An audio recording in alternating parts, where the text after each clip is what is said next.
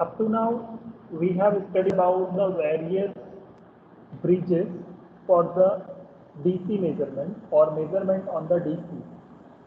Now we will study about the AC bridges. હવે આપણે AC bridges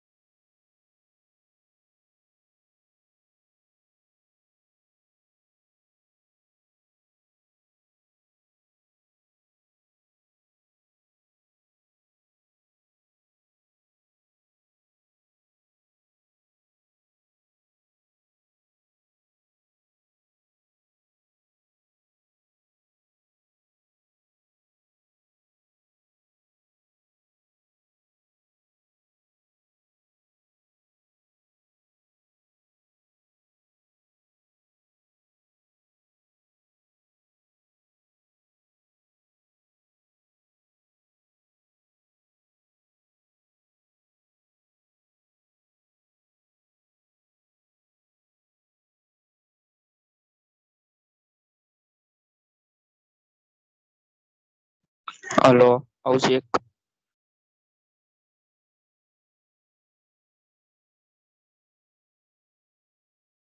hello, hello.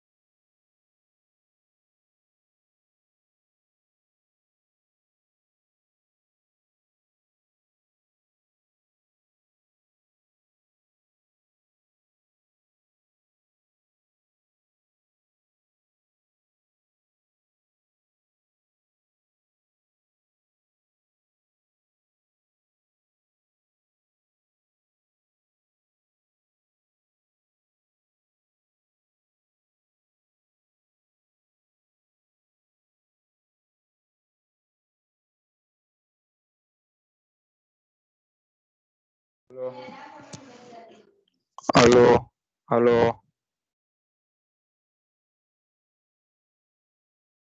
बोल राहुल।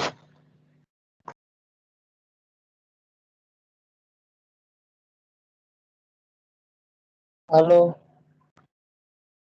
એટલે શું હાલો સર નો અવાજ ના આવતો સર ના. પણ છે જ નહીં થઈ ગયા હે લીવ થઈ ગયા હે નેટવર્ક નહીં આવતું હોય હમણાં આવશે હમણાં આવશે. Okay Wait, wait. Okay message કર હે ઓસિક મેસેજ કર ને ના હો, સાહેબ મારે અરે કાકા તમે તો હોશિયાર કહેવાય હવે મેસેજ કરાય તમારે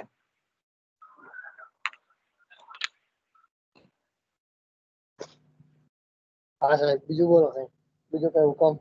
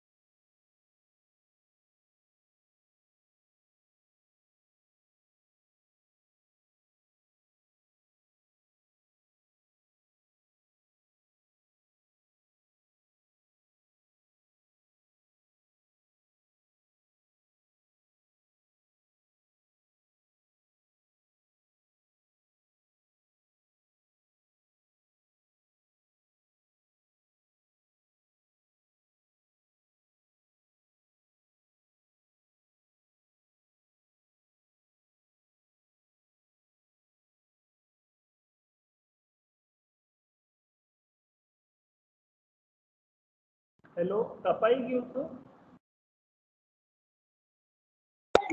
હા સર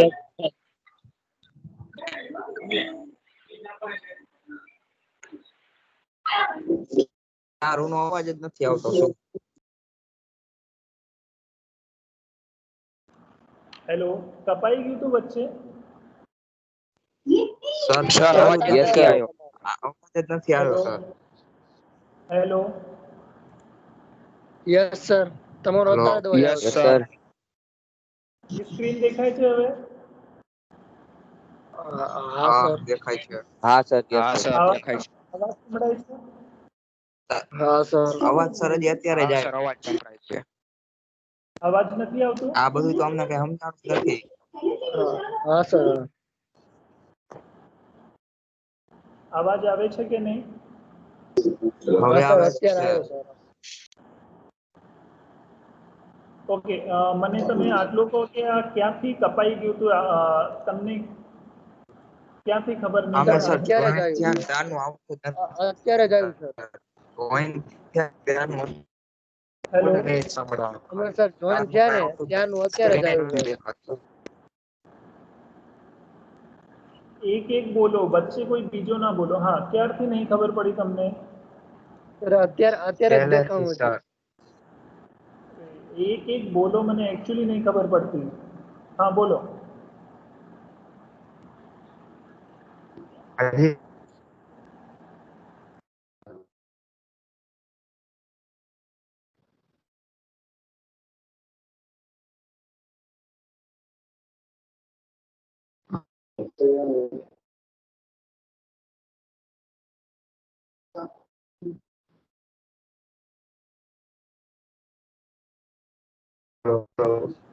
हेलो हेलो. હા બોલો, ક્યાંથી નહીં ખબર, ક્યાંથી નથી ખબર પડી તમને?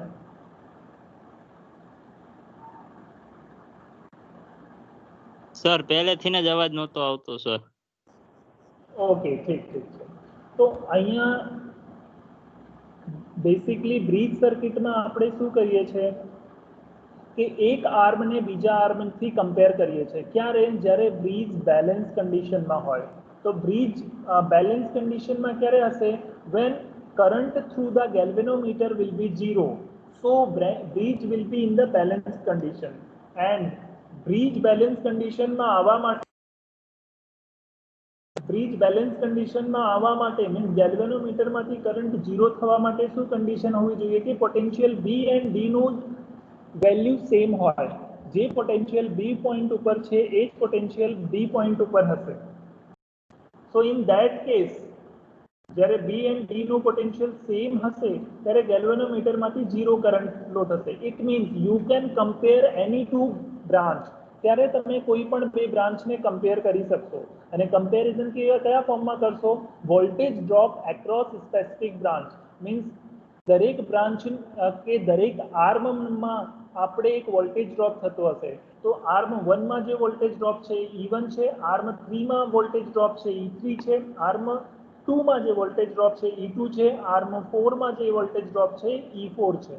જે આપણે બેસિકલી જોયું જ છે. It is common thing. Now voltage drop across E1 ની એક્રોસનો વોલ્ટેજ ડ્રોપ શું હશે? હું બે આર્મને કમ્પેર કરીશ, E1 and E2. Okay, E1 will be compared with E2 અથવા E3 will be compared by E4. બેમાંથી કોઈ એક કન્ડિશન. તો આપણે E1 is compared with E2. તો E1 નો વોલ્ટેજ ડ્રોપ કેટલું છે? I1 Z1 and E2 નું કેટલું છે? I2 Z2. means voltage drop across arm 1 and voltage drop across arm 2. I1 Z1 I2 Z2. હવે I1 ની વેલ્યુ ફાઇન્ડ આઉટ કરવી પડશે. તો બેલેન્સ કન્ડિશનમાં I1 and I3 current same હશે. તો I1 is equals to I3. so I1 and I3 both are in series condition. so બંનેની value same છે. મીન્સ Z1 and Z3 સિરીઝમાં છે. બટ એક્રોસ કોના છે? એક્રોસ Z2 and Z4 છે. Means આ બંનેના પેરેલલમાં છે અને વોલ્ટેજ સપ્લાય સેમ હશે. તો એટલા માટે E divide by Z1 plus Z3 લીધું છે. હવે સેકન્ડ કેસમાં જ્યારે Z2 is equals to Z4 balanced કન્ડિશનમાં Z2 Z4 સિરીઝમાં હશે. બેલેન્સ્ડ કન્ડિશનમાં Z2 and Z4 સિરીઝમાં હશે. એટલા માટે current I2 equals to I4 બંને કરંટ સેમ હશે. તો Z2 and Z4 વોલ્ટેજના એક્રોસમાં હશે અને Z1 and Z3 ના પેરેલલમાં હશે.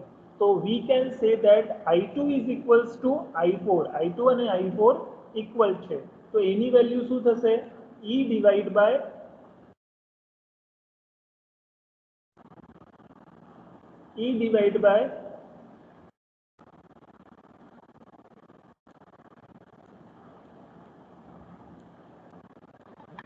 Z4. E divide by Z2 plus Z4. અહીંયા સુધી ખબર પડી?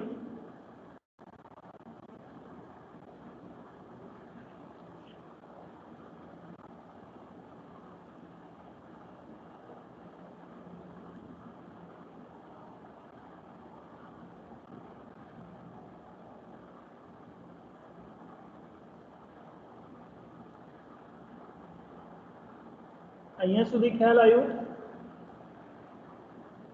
Hello hello. Yes sir. Yes sir. અહીંયા સુધી કોઈ ડાઉટ છે?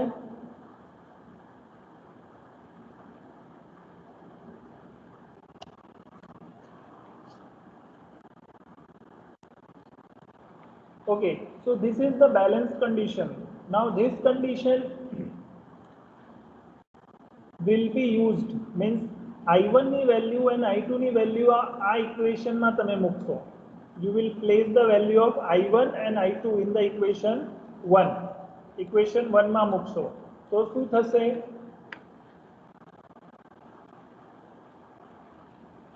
It can be written, I1 ની value મૂકું છું. તો I1 ની value શું છે? E divided by Z1 plus Z3. So E divided by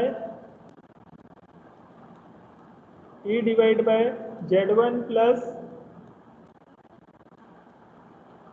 Z3 multiply by Z1. Hello? અને I2 ની value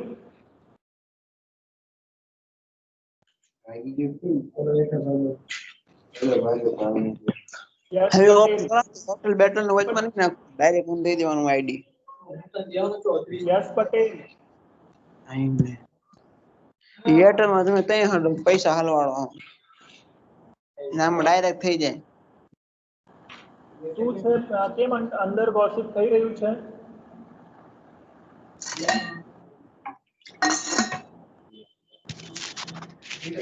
yes Patel, speaker mic on કરો તમારો.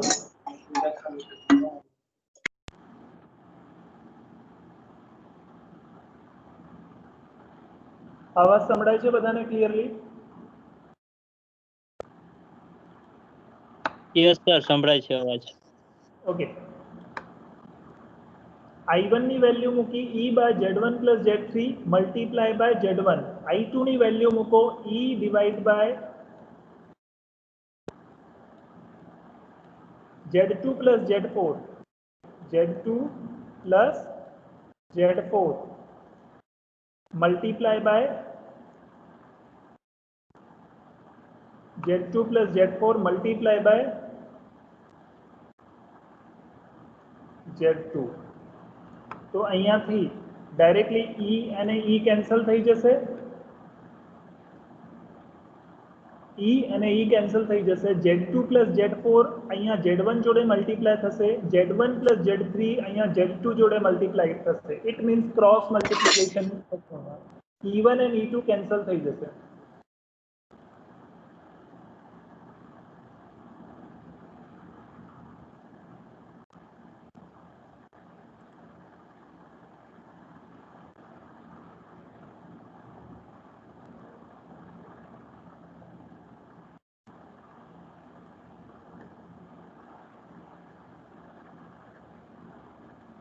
Yes, Patel.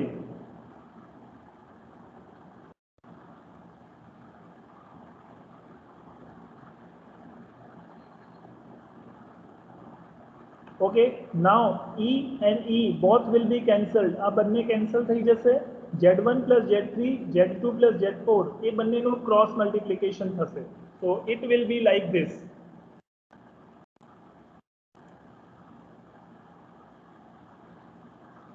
Z1 into Z2 plus Z4 equals to Z2 into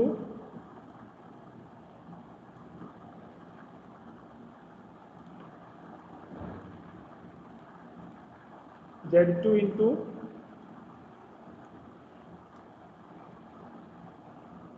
Z1 and Z1 plus Z3. Z1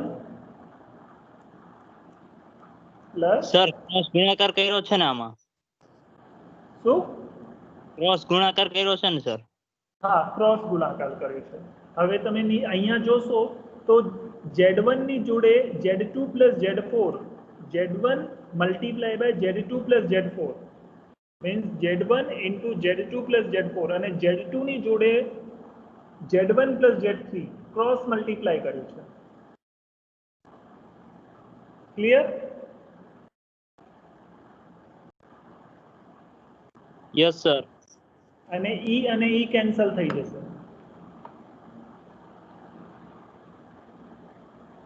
So you will get the value Z1 into Z2, Z1 into Z2 plus Z1 into Z4 equals to Z1 into Z2 plus Z2 into Z3.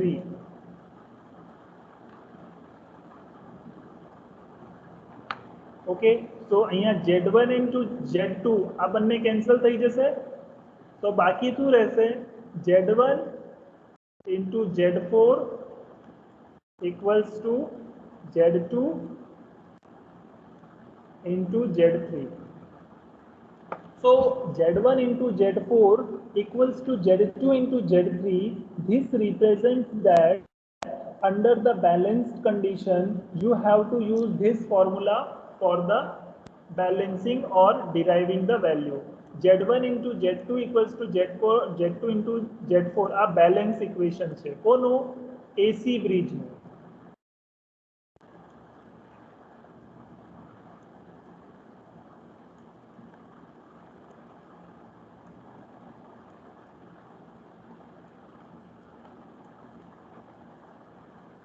This is the balance equation. Z1 into Z2 means જ્યારે પણ તમે આગળ કોઈ પણ AC bridge apply કરશો કે use કરશો તો ત્યાં Z1 into Z4 means cross multiplication કરશો. Z1 into Z4 and Z3 into Z2. તો આ તમારી balanced condition હશે AC bridges માટે. આમાં કોઈ doubt? નો સર. આ ખાસ કન્ડિશન યાદ રાખજો. Z1 is multiply with the Z4, cross multiply થાય છે અહીંયા. Z1 is multiplied by Z4 and Z2 is multiplied by Z3. તો અહીંયા cross multiplication થશે.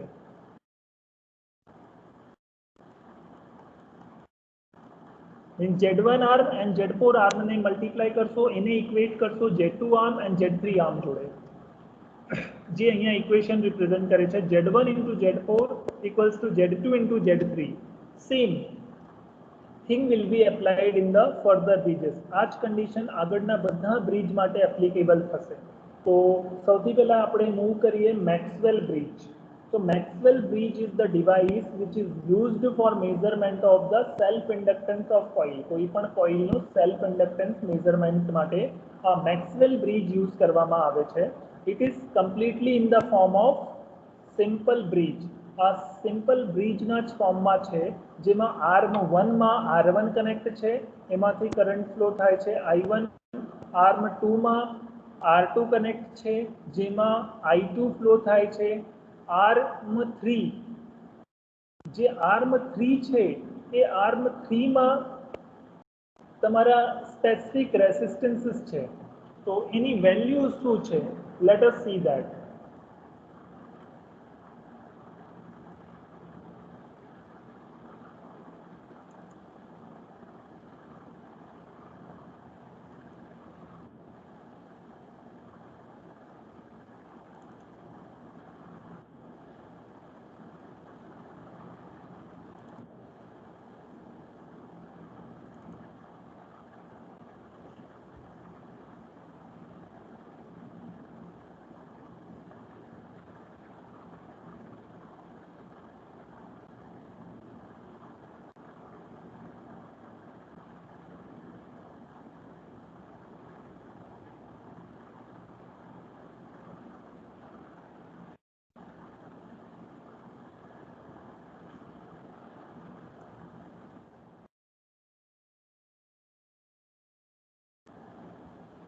Next, R1 and R2 are the non-inductive resistance.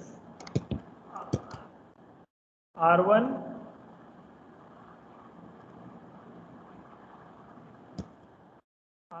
and R2 જે resistance R1 છે અને R2 છે આ નોન ઇન્ડક્ટિવ રેસિસ્ટન્સ છે. સેકન્ડ R3 આ જે આર્મ 3 છે A, B, C and D.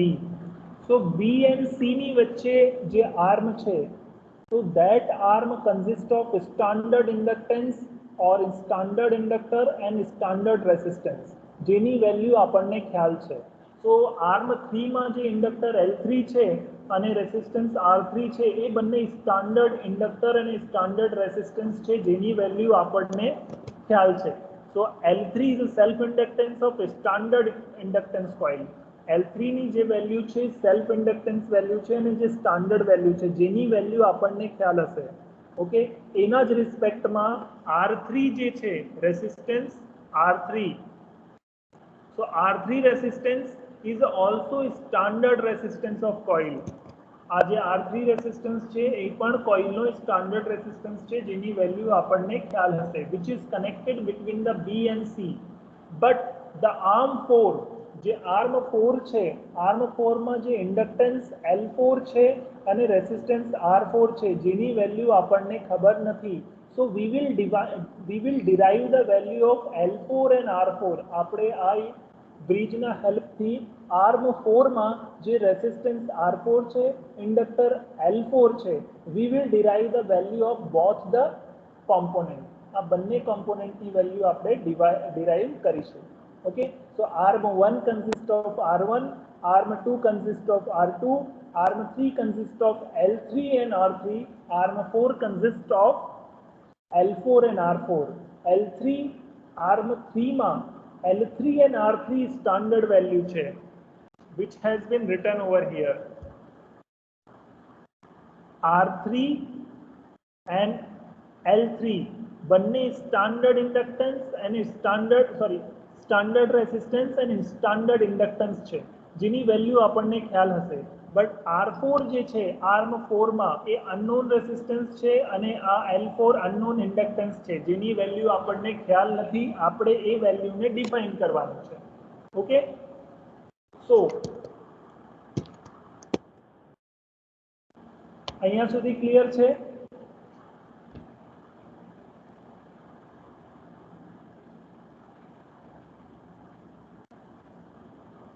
Hello, અહીંયા સુધી ખ્યાલ આવ્યો? Yes sir. કોઈને કોઈ ડાઉટ છે?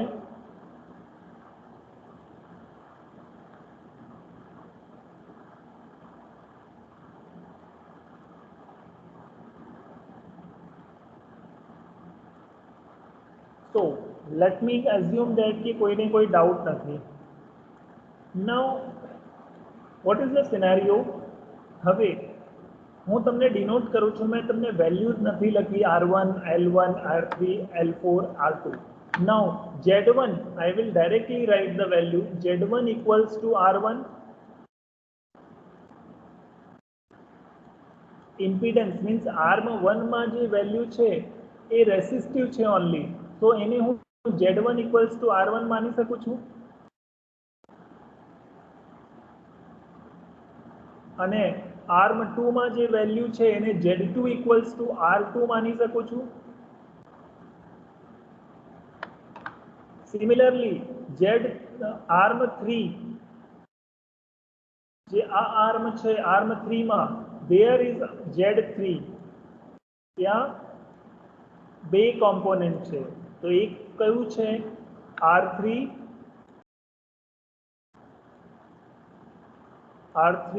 plus JXL3. Okay, R3 plus JXL3 inductive reactance of third branch. So એને હું સિમ્પ્લિફાય કરું તો R3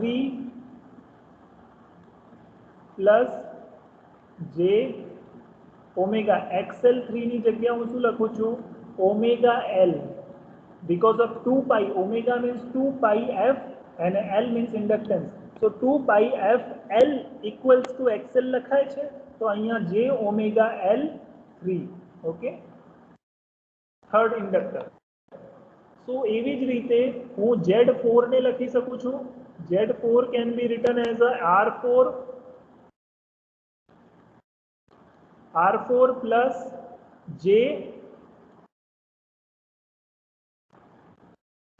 It can be written as a R4J x L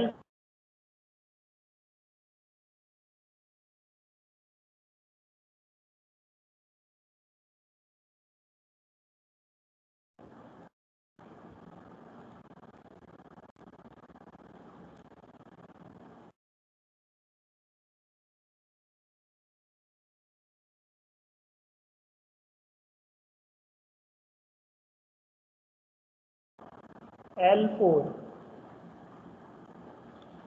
આ ચાર કોમ્પોનેન્ટ મેં લખ્યા, આમાં કોઈને કઈ ડાઉટ છે?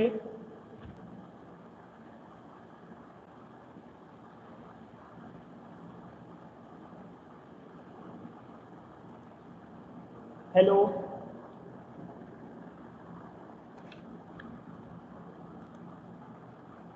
કોઈને ખ્યાલ નથી આવ્યું એવું છે? In out 4 out of 4 component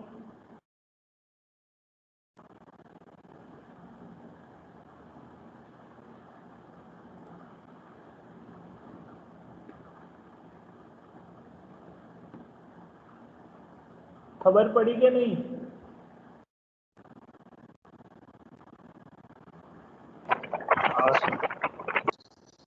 हाँ सर। ઓકે,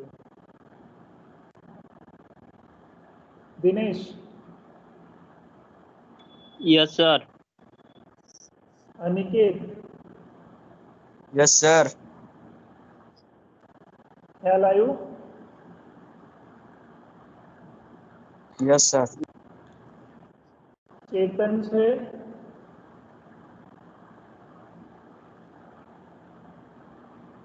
ચેતન, यस सर। ખબર પડી? हाँ sir. Okay, so what have we done?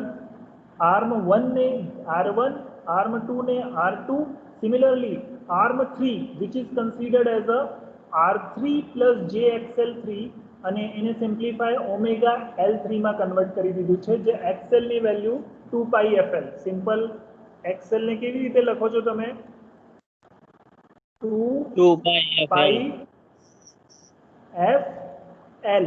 તો 2 પાઈ F ને ઓમેગા પણ કહો છો તમે, એંગ્યુલર ફ્રીક્વન્સી, અને L તો મેં અહીંયા એ XL3 મીન્સ XL ને શેમાં કન્વર્ટ કરી દીધું છે? ઓમેગા L માં.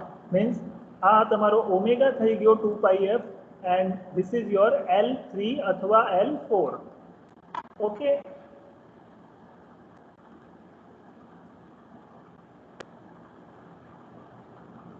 નાઉ આપણી બેલેન્સ કન્ડિશન કઈ છે?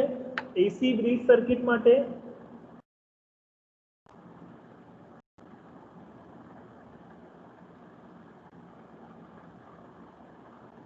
એસી બ્રિજ સર્કિટ માટે બેલેન્સ કન્ડિશન કઈ છે? Z1 into Z4 બરાબર Z2 into Z3। એક્ઝેક્ટલી, બિલકુલ. અહીંયા શું છે આપણી balance condition A C bridge circuit માટે? Z1 into Z4 equals to Z2 into Z3. તો અહીંયા જ અંડર બેલેન્સ કન્ડિશન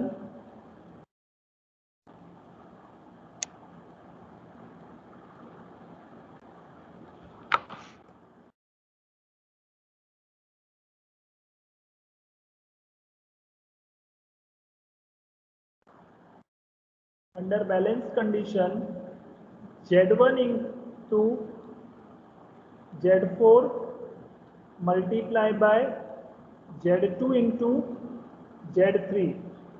So તમારું Z1 કેટલું છે? R1 R1. Z4 કેટલું છે? R4 plus J omega L4।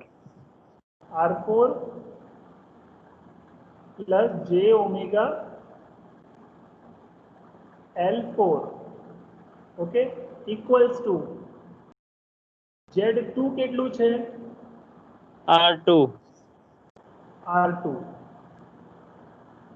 and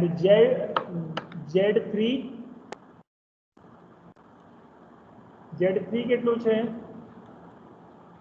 R3 plus J omega L3. Yes. J omega L3. So it means that હવે આ બંનેને મલ્ટીપ્લાય કરી દો. R1 will be multiplied with the R4 and R1 will be multiplied with the J omega L4. એવી રીતે R on the right hand side R2 will be multiplied by R3 plus J omega L3 into R2 means left hand side R1 બંને ટર્મથી multiply થશે, right hand side R2 બંને ટર્મથી multiply થશે. તો શું આવશે value?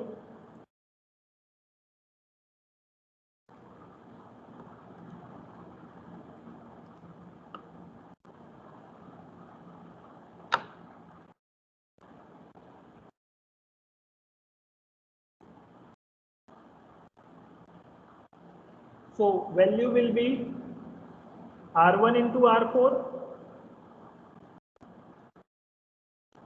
R1 into R4 plus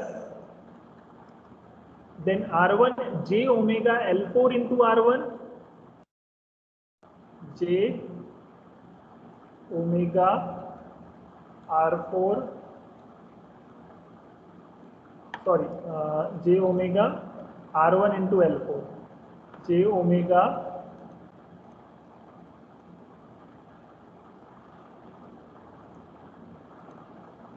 R1 into L4 equals to R2 into R3, R2 into R3 plus J omega L3 plus J omega R2 into L3. Okay, J omega R2 into L3. So I have written this. અહીંયા સુધી કોઈને નહીં ખબર પડી હોય તો મને કહો.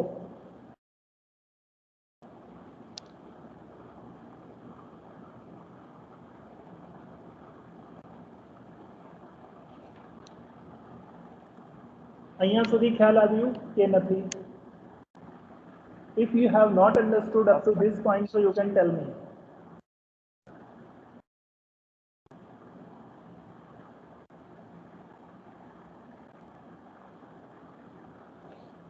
કોઈને ડાઉટ છે?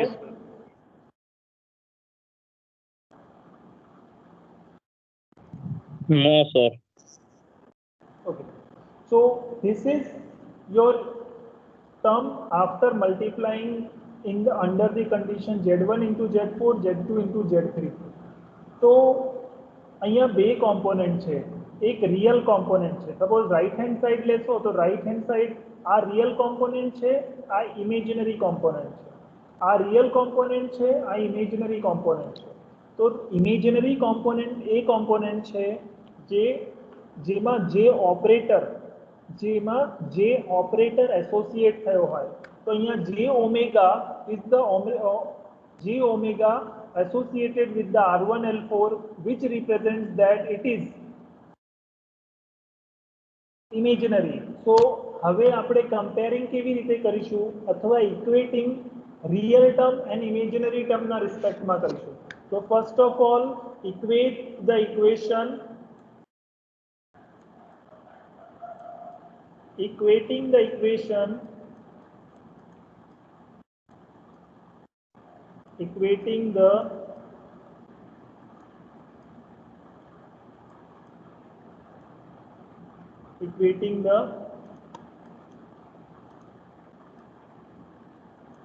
real part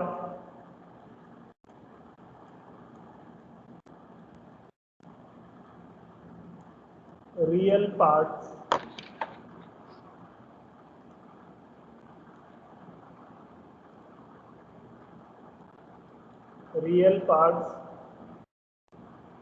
of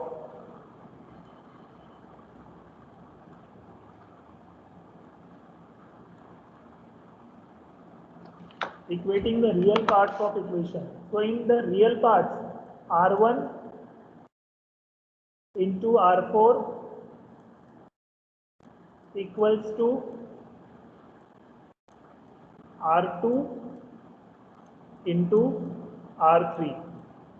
तो આ બંનેને ઇક્વેટ કરશો ઓનલી રિયલ પાર્ટ્સને R1 into R4 equals to R2 into R4. તો આ શું થઈ જશે? This will be equals to આપણા R4. ડિફાઇન શું કરવાનું છે આપણને? We have to define the value of resistance in arm 4. arm 4 ની અંદર જે રેઝિસ્ટન્સ ની વેલ્યુ છે આપણને એ ડિફાઇન કરવાનું છે, કારણ કે R4 and L4 these two are the unknown value. આ બંને unknown value છે, તો R4 ની અંદર આપણને વેલ્યુ ડિફાઇન કરવાનું છે, તો we will make the R4 as a subject.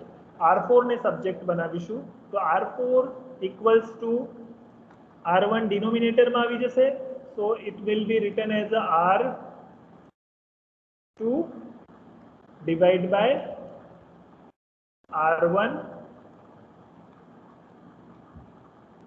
multiply by R3. So this is for the real term. Now equating the imaginary term.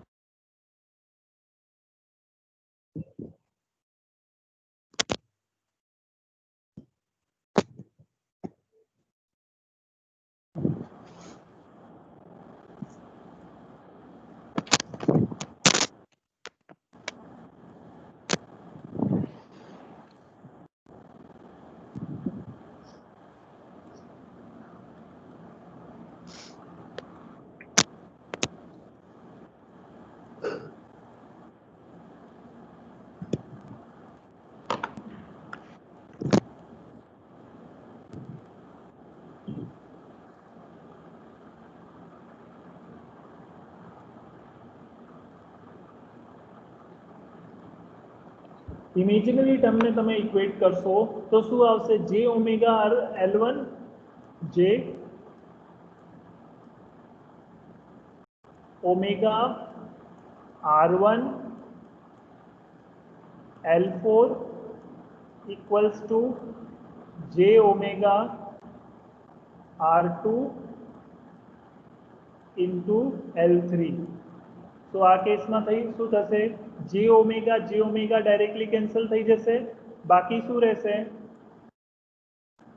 R1 into L4 equals to R2 into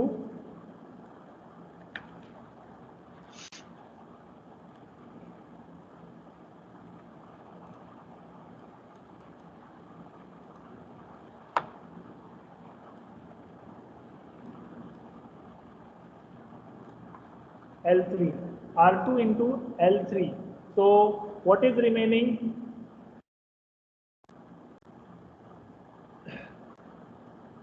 આપણને શું કઈ value define કરવાની છે?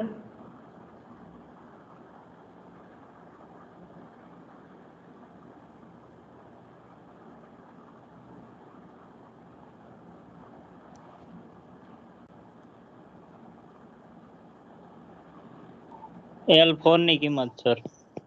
હા, જે arm 4 માં છે, arm 4 માં L4 કનેક્ટ છે, આપણે R4 માટે વેલ્યુ મળી શકે છે.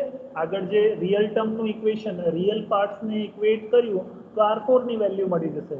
એવી જ રીતે L4 ની વેલ્યુ પણ ડિફાઇન કરવી પડશે. તો એના માટે શું છે? This condition R1 into L4 equals to R2 into L3. So it can be written as a L4 find out કરવું છે, તો L4 equals to R2 divided by R1 multiply by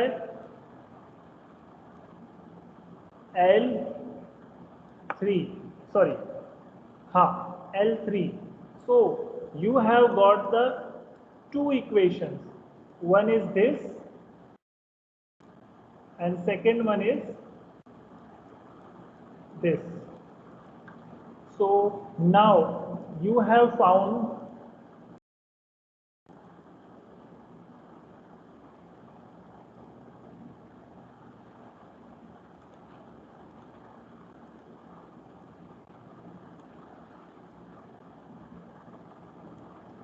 you have found L4 and R4. તમને બે value મળી છે, એક L4 ની value અને R4 ની વેલ્યુ, બંને એ ફોર્થ આર્મમાં છે. ફોર્થ નંબરનો જે આર્મ છે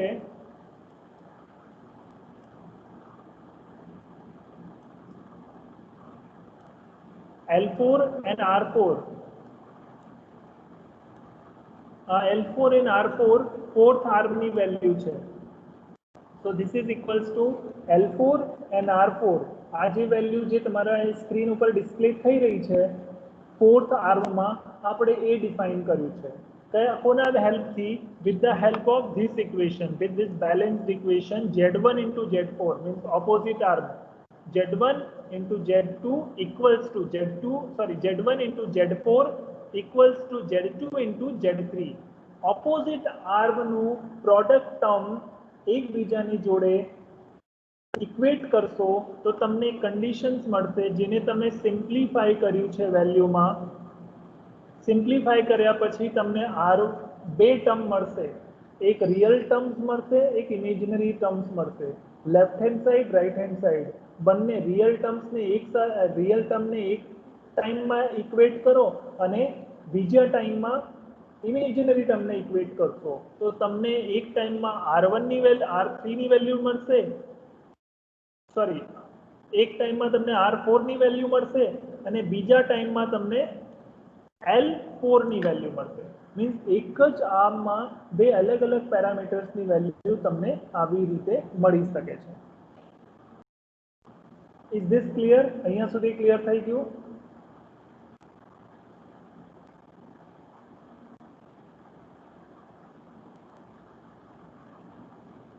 હેલો, અહીંયા સુધી ક્લિયર છે બધાને? હા સર. કોઈને કોઈ ડાઉટ? ના સર. કોઈને કોઈ ડાઉટ છે? કોઈ પણ પોઈન્ટ ઉપર ડાઉટ હોય તો અત્યારે પૂછી લો. This is our general balance equation. આપણો જનરલ બેલેન્સ ઇક્વેશન છે. એ બેલેન્સ ઇક્વેશનને તમે સોલ્વ કરો છો તો તમને શું મળે છે? Z1 into Z4 equals to Z2 into Z3. આ જ કન્ડિશનને મેક્સવેલ બ્રિજમાં ઇન્ડક્ટન્સને ડિફાઇન કરવા માટે, Maxwell bridge is basically used four determining the value of self inductance of coil. કોઈ પણ કોઇલનું પોતાનું સેલ્ફ ઇન્ડક્ટન્સ ડિફાઇન કરવા માટે આપણે મેક્સવેલ બ્રિજ યુઝ કરીએ છીએ. તો આવી જ રીતે જે આર્મ 3માં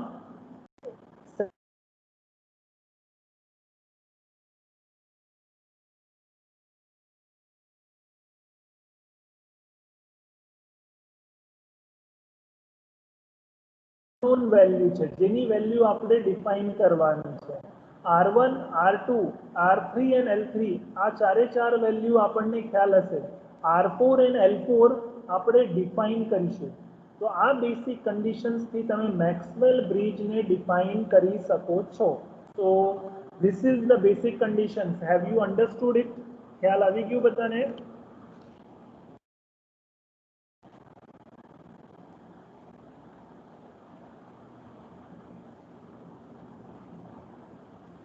હેલો, યસ સર. કોઈ ડાઉટ નથી? નો sir. Okay, so next bridge is the Anderson bridge. Anderson bridge is also used to measure the inductance of the coil. Anderson bridge પણ ઇન્ડક્ટન્સ મેઝર કરવા માટે અથવા સેલ્ફ ઇન્ડક્ટન્સ મેઝર કરવા માટે જ use થાય છે. But it will be used and it will be measured with the help of capacitance. કેપેસિટન્સની વેલ્યુના હેલ્પથી સેલ્ફ ઇન્ડક્ટન્સને તમે મેઝર કરશો એન્ડરસન બ્રિજમાં.